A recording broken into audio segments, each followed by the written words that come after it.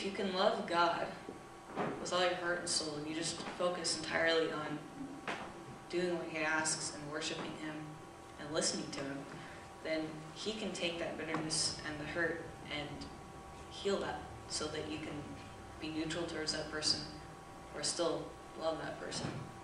It's really cool. It goes on. So how can we love everybody? It's submitting to God, really.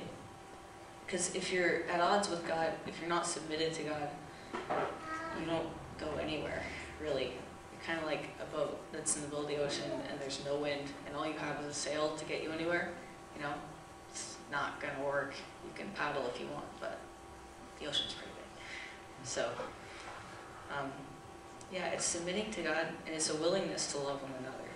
So if we're not willing, again, you're stuck. I mean, if you're stuck in the middle of the ocean in a boat with no wind and you don't want to go anywhere, then you're great. You can sit there for a really, really long time doing nothing. But it's not, there's nothing to show, right? Because if our faith is based on love, if our God is love, and exactly. And if our purpose is to love God and to love other people, then we have to do it, right? What does our faith have to show if we aren't loving people? In 1 John it says, it's talking about people who don't, I guess I can read the whole thing. It doesn't apply in the first part, but anyone who does not do what is right is not a child of God, nor is anyone who does not love his brother. Ouch. That hurt. I was like, ooh, really? Are you serious? I had to think about that for a while longer. It's so important. It's a command, really. You can't do one without the other.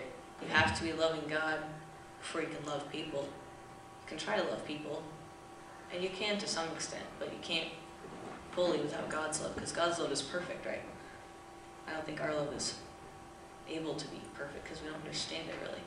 But if we have God modeling this perfect love, then we've got it. And he can love through us and successfully, you know, reach out to people. I think there's another quote in here. Yeah. Francis Schaeffer says, "Yet without true Christians loving one another, Christ says the world cannot be expected to listen, even when we give proper answers." So if we're not loving other people, how are people supposed to listen to us if we try to talk about our God? If our God is love, and our faith is based on love, and that's the essence of Christianity, is loving God, loving people. That's like the core of it. And we aren't loving people, then how are people supposed to listen to us? It was a big realization for me. I was like, wow, I had a lot of work to do. But it's a lifestyle, really, in someplace.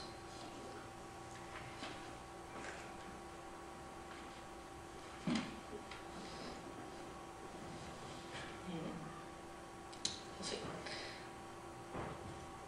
Oh, that's Paul again. Yeah, in the Bible, he wrote many books, but he talked about love a lot. And one of the things he said was that if we don't have love, we're like clanging cymbals, or like banging drums. It's kind of empty, you know, musically. If you're just listening to drums or you're just listening to someone bang cymbals together, it doesn't have a lot of musical content, right? It can, but it's lacking. Like, whereas if you have like a full orchestra playing all the music, you know, all these beautiful rich chords, it's full. That's what Paul said about our faith. He said, if we aren't showing love to people, then our faith doesn't have anything to show. It's no good. It's like it's faulty. There's no purpose to it, right? And it makes sense, because if our faith is about love, then, and if we're trying to model what Jesus did, then why wouldn't we be trying to show love? To act like he acted. He loved people. He hung out with all kinds of people.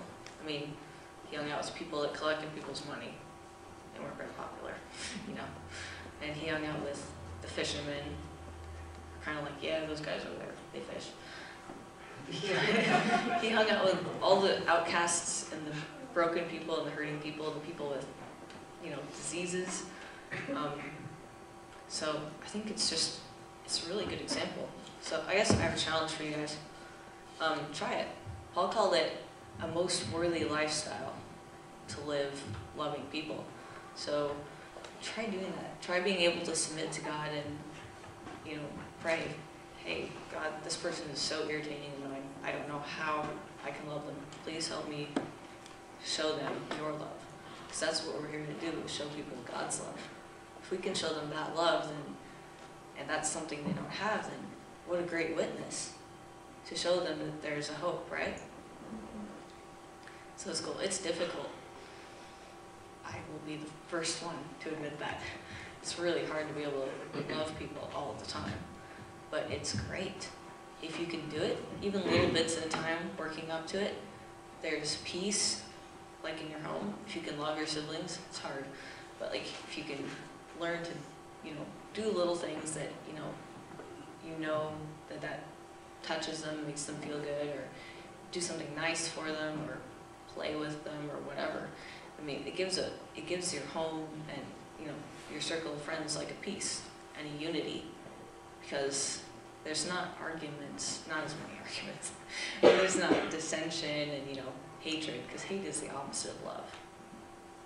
Truly, there's very, very, very few things that you can actually hate, because if you look at it enough, there's always a second side to it. So, yeah, that's my challenge, is to try to, with God's help, always with God's help. He's willing to help, but you have to ask for it. He's a gentleman. He's not going to force it down your throat, right? Is to try living a lifestyle of love and see what happens.